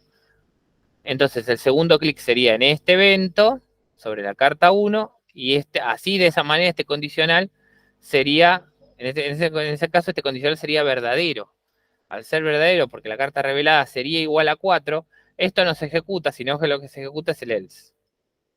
Y de esa manera, al ejecutarse el else, simplemente se resetean las variables porque hay dos cartas iguales. Si en el caso de que sea al revés, de que la primera carta que se mostró no fue la 4, sino fue la 3, la 2, o lo que sea, excepto la 1, y después como segundo clic se mostró la 1, se resetean las cartas. Y se le pasa un parámetro de 1, porque acá justamente la función resetear carta, que la vamos a ver acá, ¿dónde la definí? Creo que la definí arriba. A ver, ¿dónde definí resetear carta? ¿Dónde definí resetear carta? Carta 1, carta 2, 3, carta 4, carta 5, carta 6. Bueno, no definí todavía resetear carta. Porque no definí resetear carta, por eso. Me va a tirar error igual. Así que bueno, vamos a poner el siguiente completo código. Resetear carta en este caso lo que hace es justamente poner el segundo remanentes. Y le pone el n porque la cantidad es, básicamente la cantidad de... Bueno, resetear carta le había puesto básicamente un n para que simplemente se supiera. Un parámetro simplemente por una cuestión de ejemplo. Pero básicamente se ejecuta la función de resetear carta, que después la resetear carta se ejecuta en update. Pero ahora lo vemos lo siguiente. Vamos a probar esto primero. Ejecutar juego. Entonces, como dijimos, vamos a hacer el ejemplo fácil. Si hacemos clic en la 4, pero bueno, va a ser diferente porque tenemos las de atrás justamente. Estas no son iguales. Entonces no son iguales, tenemos que esperar 5 segundos y se vuelve a resetear. Entonces tenemos que buscar, dijimos, esta sería igual que esta. Entonces, vamos a mirar a ver si se dan iguales. No, yo soy más malo para el memo. A veces se va a resetear igual. Ahí está. Esta era igual que esta, ¿eh? Yo soy más malo, terrible. Entonces, bueno, si ejecutamos esta, justamente, ponemos la carta de esta, con la carta de esta, ahí se quedó. Y ahora podemos hacer otro siguiente clic y queda. Y ahí justo le pegué porque tengo suerte, ¿me ve? Y ahí terminamos el memo. Listo, muy bien. Entonces, ahora la última función que tenemos que ver es justamente la de resetear carta. Y la de resetear carta junto con el hecho de cómo funciona con el loop, que eso es lo más importante que yo quería explicar. Entonces, justamente como dijimos, reseteamos la carta o hacemos que la última carta revelada, cada una de las funciones estas son todas iguales, lo único que cambia son los index que utiliza para hacer el control dentro de las variables. Todas estas funciones son literalmente iguales, lo único que cambia es el tipo de carta que mostramos o no y la variable que le asigna, el valor que le asignamos a la variable de control, tanto carta revelada como última carta por cada uno de los eventos. Ahora, justamente cuando reseteamos la carta, lo que hacemos es asignar la segunda remanente 5. ¿Por qué? Porque el segundo remanente 5 está dentro de la función update. Y acá ven cómo se mezcla el tema de la programación activa con la programación reactiva. Cuando nosotros hacemos un clic en las cartas, es programación reactiva, porque nosotros un evento y ese evento básicamente se convierte ¿cómo se llama esto? En una ejecución. En cambio, la función update, justamente, lo que hacemos es una procesión activa, porque básicamente cada loop, digamos, cada iteración de ese bucle, vamos a chequear si segundos remanentes son mayores a 0, y de ahí vamos a realizar el resto de las funciones. O sea, a ver, acá tenemos básicamente dos condicionales muy básicos. El primero es en esta línea, lo voy a separar para que se vea mejor. Segundos remanentes, si es mayor a 0, significa que tenemos que resetear las cartas. Si segundos remanentes es 0, lo que hacemos es quitarle segundos a partir del delta, que el delta es update, les va a dar dos parámetros, time y delta, que básicamente es la cantidad, el delta es la cantidad de segundos que pasaron desde la última vez que se ejecutó update. Básicamente eso es delta. Entonces, el delta dividido 1000, porque delta es en microsegundos, no en segundos, y nosotros tenemos segundos remanentes en segundos reales. Entonces, lo que hacemos es restarle, básicamente le restamos, esta es una función de restado, básicamente esto se usa, el igual y el menos se usa para poder restarle a la variable que está en el lado izquierdo de esta, digamos, de esta declaración. Sería lo mismo que hacer segundos remanentes menos delta dividido 1000, pero para hacerlo más simple o hacerlo más compacto el código también se puede escribir así. Segundos remanentes menos delta, básicamente. Entonces eso va, cada loop va a ir quitándole valor a segundos remanentes hasta que sea 0 o menor a 0. Entonces, cuando llegue a 0 menor a 0 es porque ya pasaron 5 segundos. Al pasar justamente 5 segundos, lo que hacemos es hacer estos condicionales. Sobre estos condicionales hacemos carta revelada igual a 1 y última carta igual a 1, hacemos que esté visible true. O sea, ¿qué significa? Que si, a ver, si la carta revelada el primer clic que hicimos está sobre la carta 1, o el segundo clic está sobre la carta 1, le hacemos que la carta 1 sea visible. ¿Eso qué quiere decir? Que le vamos a volver a ocultarla. Si la carta revelada en el primer clic es la 2, que sería la de acá, o la última, o el clic o el segundo clic, que es la carta 2, también la vamos a poner visible para que la tape. Y así consecutivamente en las 6 cartas. Y lo último que hacemos es resetear las variables de control, que carta revelada vuelva a ser -1, última carta vuelve a ser -1 y segundos remanentes vuelve a ser 0, con tal de que todos esos eventos que nosotros estamos escuchando acá vuelvan a tener efecto. Si nosotros no reseteamos estas variables de control, los clics que queramos hacer después de 5 segundos van a seguir sin funcionar. O sea, los eventos van a seguir ejecutándose. Los eventos no dejan de ejecutarse. Nosotros, en este caso, si después que hacemos el primer clic y el segundo clic, seguimos haciendo clics antes de que pasen esos 5 segundos que hay de espera hasta que las cartas se resetean, los eventos siguen funcionando. No es que no. El tema es que nosotros no seguimos, o sea, no hacemos ninguna lógica, no hacemos literalmente nada dentro del juego, porque los condicionales que pusimos así lo dicen. Porque nosotros tenemos carta revelada como si cartas reveladas tienen que estar en -1 o última carta tiene que estar en -1 para que uno haga algo. Si uno lo cliquea y no es ninguna de las dos cosas, lo único que hace es resetear las cartas. Nada más. Entonces, de esa manera tenemos los condicionales, es lo que previenen el hecho de que uno haga las funciones del videojuego en este caso. Que el juego siga funcionando hasta que pasan los 5 segundos. Y esta es la conjunción en la cual ustedes pueden mezclar los eventos, la ejecución de eventos junto con la ejecución del loop infinito. O justamente con variables de control. Van a usar muchas variables o funciones de control para poder mezclar la ejecución del loop infinito, que básicamente es la función update, junto con los eventos o cualquier cosa que pase por fuera digamos, de la ejecución del loop infinito. Y esa es probablemente, digamos, la gran diferencia en la programación de videojuegos junto con la programación de software tradicional. El hecho de que van a tener que mezclar la ejecución de código normal, código reactivo, lo que son los eventos.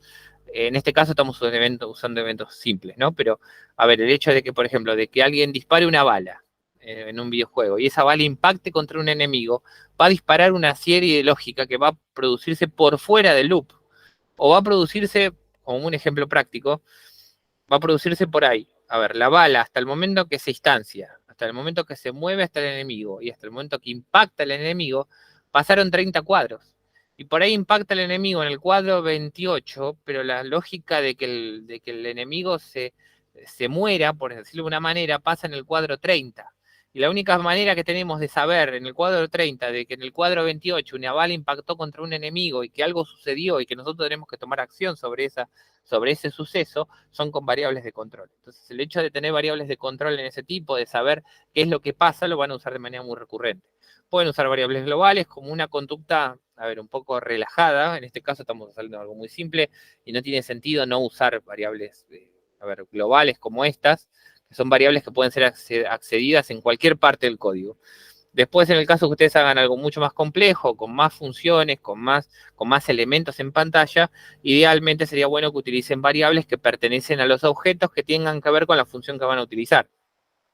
Lo bueno de JavaScript es que es muy práctico, en el sentido de que si ustedes, por ejemplo, en vez de que ustedes utilicen la variable imagen 1 o imagen 2, podrían o utilizar una variable de control como carta revelada, podrían tranquilamente hacer, por ejemplo, carta 1 y podrían hacer TIS porque está referenciándose a la misma carta 1, punto, y acá podrían crear, por ejemplo, una variable dentro de carta 1 que se llame revelada, por ejemplo, ¿no? Revelada igual a true, por ejemplo. Y si hicieran esto, y ustedes pusieran carta revelada o punto igual a true, podrían después, en vez de comparar carta revelada, directamente compararían esto, carta 1 revelada o carta 4 revelada. Y de esa manera tendrían una organización del código más simple para después poder trabajar de manera más práctica cuando ustedes amplíen ese código. Pues el código cada vez, el problema es que cuando hacen videojuegos, es que primero es bastante simple, porque ustedes solamente cargan los archivos de esto y ya está. Pero después cuando tienen que empezar a escuchar sobre eventos, tienen que empezar a tener un control de datos, un control de... Básicamente programar es eso, es el control de pasar un dato a otro y controlar el estado de las cosas. Entonces, cuando tengan que tener justamente en un videojuego un control real y en vivo de qué es lo que le pasa a los enemigos, qué pasa a los elementos interactivos, qué pasa en la pantalla, qué pasa con los elementos de fondo, con los elementos de interacción o con los elementos visuales, los elementos de sonido, se les va a complicar un poco usar elementos de control que sean globales, porque obviamente no pueden crear 50 variables para controlar 50 elementos, no es la idea. O utilicen variables que ya existen, porque podrían crear, por ejemplo, podrían utilizar directamente la variable visible para tener idea qué variable utiliza. En vez de tener carta revelada, podrían directamente chequear si carta 1, carta 2, carta 3, punto visible está mostrándose o no y cumple la misma función. Cumple, en términos de lógica, es lo mismo. Ahora no usarían una carta, no usarían una variable global para eso. Eso tiene que ver mucho con la programación y con la estructura del código y eso lo van a ir arreglando a medida que van creando contenido, a medida que van creando. No es para preocuparse ahora, es simplemente un consejo a largo plazo de estructura de código. No quiero que tampoco eso los asuste, sino en el sentido de que, bueno, esto es una forma muy rudimentaria y fácil que todavía puede ser tranquilamente. La idea es que ustedes agarren también este ejemplo y lo modifiquen y lo hagan como ustedes quieran y lo hagan mejor, porque hay muchas formas de hacer esto muchísimo mejor que lo que yo hice, pero lo hice a propósito de esta manera, por un lado para que sea gráfico, por otro lado para que vean en qué se puede mejorar y mejoren sus capacidades de programación simplemente mejorando algo que ya existe. Pueden agarrar algo que ya funcione y decir, ¿y cómo puedo mejorar esto? Y eso se llama refactoring, por ejemplo. En el caso de programación se llama refactorización de código. Es cuando uno agarra un código que ya existe y lo reescribe para que lo haga mejor haciendo lo mismo, pero economizando recursos, funciones, lo que sea. O legibilidad, porque a veces no necesariamente uno escribe un código óptimo en términos computacionales, pero a veces se escribe un código óptimo en términos de legibilidad o de mantenimiento de ese código. A veces es más fácil escribir un código que no es computacionalmente correcto, pero que es más fácil de mantener a largo plazo.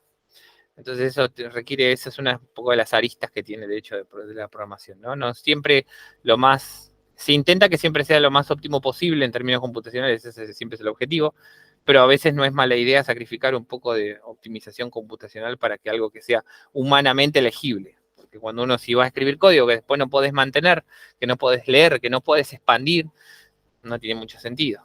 Los videojuegos igual no tienen mucha expansión. Vamos a reconocer que los videojuegos, una vez que se crea una cierta idea, un cierto objetivo, una cierta expresión interactiva, no suele tener una expansión excepto que hagan un proyecto muy grande.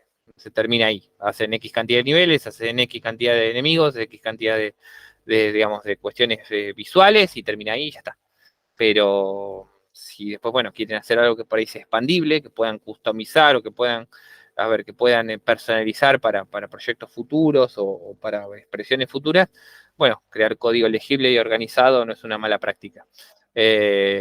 Básicamente esto es crear un juego de phaser básico.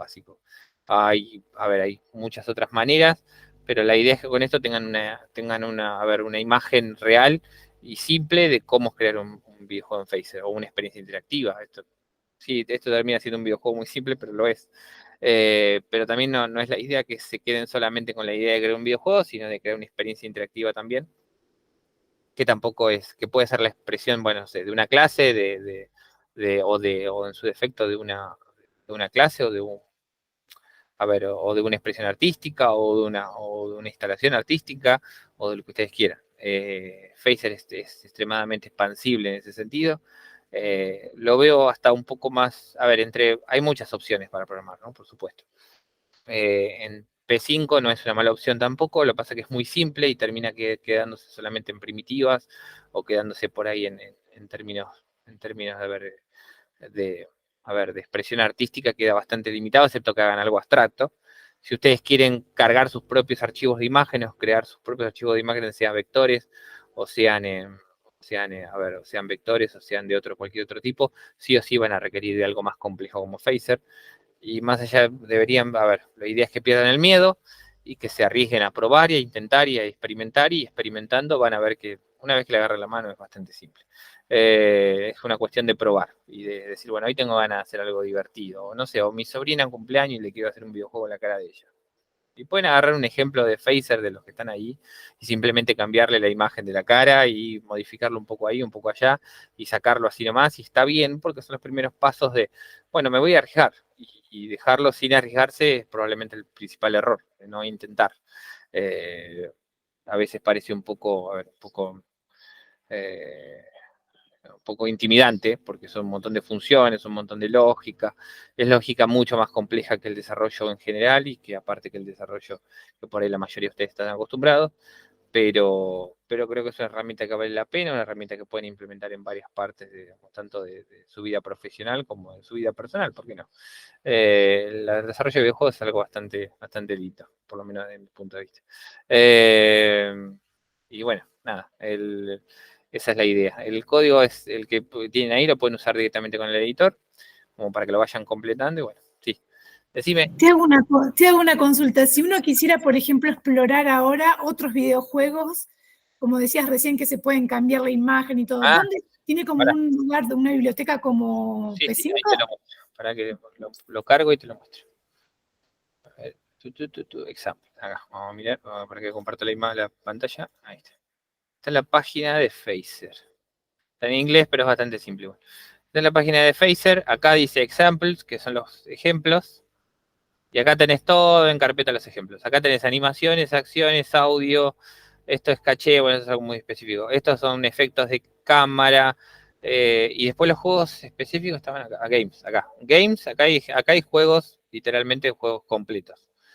Avoid the Herbs, que fue el que jugó Franco la otra vez. Acá tenés los juegos completos. Entonces vos apretás y ahí te carga ya el juego. Está cargando Phaser. El código de este juego, justamente, a ver, si haces así, inspeccionar, si haces clic derecho en inspeccionar, podés ver el código directamente, pero si no también está el editor. No sé qué, no me acuerdo cómo carga el editor, pero lo miramos. Back, ahí está. Fluffy. Bueno, acá hay otro juego. Acá está. Este tiene editor, ¿ves? Entonces acá tenés un juego con editor. Entonces si pones edit acá tenés el código de Phaser directamente del juego ese que viste recién, lo tenés acá. Es el mismo editor que estaba, el editor que yo les mostré, el que está en mi página es literalmente este, pero modificado, más simple, pero este dice run code, y acá te corre el juego. ¿Ves? Es el mismo juego que vieron recién completo. Y el código que corre ese juego es este. Es todo este código. Obviamente es mucho más amplio, tiene un montón de funciones, tiene sombras, tiene todo ese efecto que hace con los cuadraditos. Esto es para moverlo en color. Tenés que mover los cuadraditos y en menos de 25 movimientos, ¿ves? Entonces tenés que apretar así y ahí, cliqueando en los monstruitos, vas modificando el color para intentar llegar ir juntando los colores en toda la pantalla. Esa es la idea. ¿Ves? Ahí está, ahí va haciendo. Entonces, todo esto es esto. ¿Ves? Acá, por ejemplo, tiene la función initialize, ¿ves? Acá tiene una escena sola en Phaser. El juego básicamente se llama Flood. Acá está digamos, el juego en general, la variable que guarda el juego total. Y acá tienes la función preload, que fue lo que vimos recién. Acá carga los archivos esto carga una fuente de texto. Y esto carga un ACLAS. Los ACLAS, por ejemplo, bueno, un ejemplo básico, los ACLAS es una colección de sprites individuales en una sola imagen. Los ACLAS se utilizan para usar menos memoria cuando se cargan, en vez de cargar todos los archivos individuales, se cargan en un ACLAS. Eso ya es bastante complejo de usar ACLAS, no es tan fácil, pero bueno, acá pueden tranquilamente modificarlo igual. Si ustedes van a ver el ACLAS, porque acá debe estar en los archivos, a ver, hasta el PNG, lo puedo copiar, creo que lo puedo cargar de manera directa. A ver, entonces vamos a probar. No me acuerdo, pero vamos a probar. tuki, ahí. Profil, vamos a hacer así.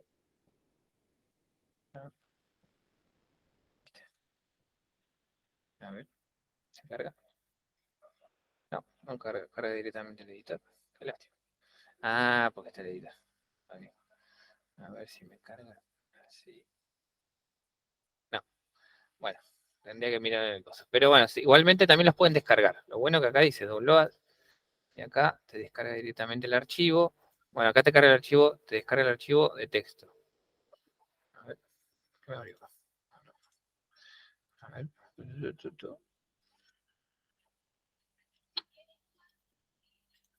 A ver, ahí está.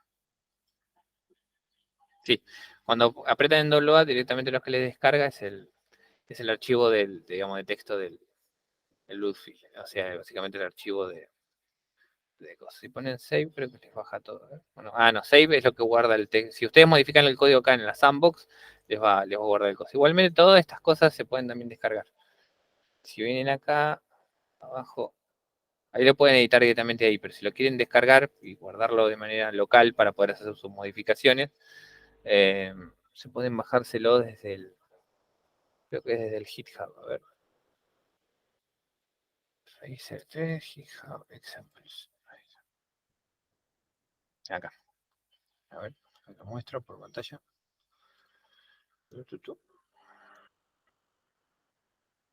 Ahí. Este es Phaser 3 Examples. Acá pueden bajar directamente todos los archivos. Acá todos esos juegos, todos los ejemplos de Phaser los pueden bajar directamente desde acá. Phaser 3 Examples en GitHub. Ahí los pueden directamente bajarlos de acá. Acá ponen code, download zip y acá se bajan el archivo entero. Pesa como 300 megas, pues son un montón de archivos. Pero acá se bajan todos. Y directamente, bueno, acá tienen las instrucciones. Y acá están todos los archivos, justamente. Los public, acá están los archivos de los assets. A ver si lo veo acá, games. Fruit, el que estábamos viendo recién. Acá está, blobs.png. Acá está. Esta es una clase de archivos. ¿ves? Entonces, si vos modificás, por ejemplo, vos agarras ese ejemplo y le modificás el arte, y le cambiás esta imagen, esto, directamente el juego te va a cargar con las imágenes que vos le cargaste. El juego, la lógica va a ser la misma, lo podés modificar. Entonces, decís, bueno, no quiero modificar el código, me gusta el juego como es, pero le quiero poner otras caras. Y bueno, le pones otras caras y listo. Esto es una clase, por ejemplo. En vez de tener, acá vos podrías haber hecho el juego con imagen fondo, punto PNG, cuadradito, PNG, flechita, punto PNG, monstruito 1, monstruito 2, monstruito 3. La forma en que lo hicimos nosotros hubiera sido así. Hubieras tenido cada una de estas imágenes, las hubieras tenido en una imagen única y lo hubieras hecho así. Ahora, ¿por qué esto está así en una imagen general? Porque los ACLAS consumen menos memoria, entonces, bueno, es una forma de aprender a usar ACLAS dentro de Phaser. Pero básicamente es lo mismo. Y bueno, acá tenés un montón de ejemplos. Phaser está lleno de ejemplos igual. Pero bueno, en general está bueno. ¿Alguna otra duda? Bueno, listo. Gracias. Franco, ¿vos no, tampoco? Una pregunta. A ver. ¿Por qué cuando armaste las variables le pusiste -1 al valor inicial? Porque todos los valores que utilicé para las cartas son todos positivos a 0. Entonces, para que no tenga justamente errores, a ver, podría haber puesto una variable false y también hubiera sido lo mismo. Pero como estoy acostumbrado a programar así, bueno, es una forma. El -1. Claro, el -1 porque, a ver, las variables de números pueden ser negativas. Sí. Pueden ser no necesariamente positivas. Entonces, como cualquiera de todos los índices que yo utilizamos en el juego, son todos índices positivos, porque el índice empieza en 0 y, a ver, carta es carta 1 hasta carta 6. Entonces, sabiendo que es de carta 1 a carta 6, le puse -1 para no cometer ningún error. O sea, de esa manera el condicional siempre iba a ser correcto. O sea, por eso es que inicia en -1.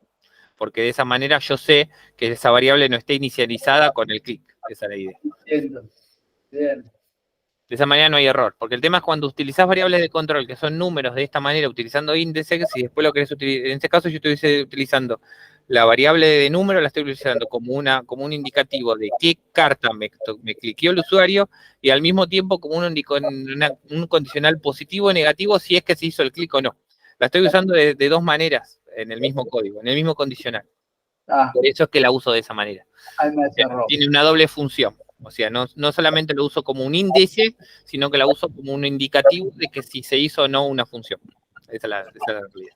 En términos de lógica, la estoy trabajando de esa manera. Entonces, el ejercicio tenemos acceso a través del material que tenemos en la plataforma. Yo al campus no subí esto, pues no sabía cómo subirlo. Bueno, me lo pasás así yo después. Sí, te lo pasé en el mail, O sea, está en el mail del CIP está. Lo que no sabía era cómo subirlo. Eso no te voy a mentir. Después no sabía cómo lo ejecutás, porque no sé cómo te lo sube como para ejecutarlo. Es el tema. Y sobre todo que estén los enlaces. Los enlaces, eso sí, eso está todo. Eso está todo, pero lo que no. El tema es que el juego, si esto lo quieren ejecutar de manera local, va a necesitar un servidor web, aún instalado dentro de la computadora misma local, si quieren ejecutar este editor. Lo ideal sería que lo carguen desde mi servidor o del servidor del campus, pero necesitan un servidor, porque el problema es que hay un problema de permisos. O sea, el tema es que cualquier juego que ustedes creen, videojuego web, van a tener que usar WAMP, o si usan Windows, que es un servidor web dentro de Windows, van a usar WAMP o algo por un tema de permisos. Phaser, si no, no puede leer los archivos. Disculpame, ¿con Visual Studio corre? Sí, lo que pasa es que no es necesario. A ver, en este caso Visual Studio lo único que hace es como editor de código, no hace ninguna función extra. Pero te proporciona Sintaxis. Sí, vas a tener sintaxis autocompletado, sí. No, pero tener un propio servidor. Puedes usar Visual Studio Code, o yo uso Atom. Atom es viejo y ya no está mantenido, pero lo sigo usando porque es más liviano que Visual Studio Code. Sí. Pero sigo usando Atom, y si no, para texto así simple uso Geany, que también funciona bien. Geany es un editor de código muy simple también, código libre, que también tiene autocompleto, pero sí, si querés algo bien por ejemplo, no sé, que vos apretes un tizo, que apretes un objeto y te tire todas las herencias del objeto, sí, tenés que usar Visual Studio Code. El tema es que, bueno, sí, por ahí muchas computadoras no lo soportan. Y es medio un poco overkill para esto, medio grandote para esto. Tiene mucho sentido, es JavaScript básico, yo qué sé. Igualmente las referencias vas a tener que ir igual, más allá que te lo autocomplete. Está perfecto. Bueno, es muy probable que tengamos la suerte que podamos continuar con alguno de estos cursos. En todo caso, si programamos para las próximas semanas, ya le vamos a hacer llegar como una comunicación, y quizás en el próximo podamos avanzar con algún otro tipo de juegos o presentaciones. Así que tengo que convencerlo a David para que siga laburando. Estoy dispuesto, no hay problema. Vamos a hacer eso de teoría del color. Yo no tengo idea de la teoría del color. Por eso, ahí no vamos a... tipo del arte, te aviso. Así que no, eso para mí no. Ahí me mataste. No, ahí vamos a buscar. Si vos me lo explicás, yo te lo programo. Eso no es el problema. Pero no, por eso vamos a pensar un ejercicio. Inclusive podemos trabajarlo en conjunto, Andrea y otros compañeros que se quieran sumar, a pensar un ejercicio para que David nos ayude a programarlo y que tengamos una herramienta para el aula. Me parece un desafío interesante. Estoy abierto a ideas. En programación no hay drama. Lo que voy a hacer, porque hay muchos que no vinieron, pero que van a entrar a la plataforma para verlo, voy a poner un documento de Google para que vayan tirando ideas. Dale. Para hacer ese ejercicio y pedirle a David que nos ayude a programarlo. Dale. Genial. Una cosa para que podamos llevar al aula y enseñarles color a los estudiantes. Buena idea. ¿A ver? Me parece bárbaro. Bueno, agradezco mucho, agradezco a los que se acercaron al curso. Seguiremos en contacto, tengo el teléfono de todos tienen mi teléfono, así que me pueden escribir y ya les vamos a anunciar cuándo podemos continuar con otra serie de cursos. Bueno, muchísimas gracias. Gracias por venir. Gracias, David. Nos vemos. Gracias. Chao, Franco, gracias a vos.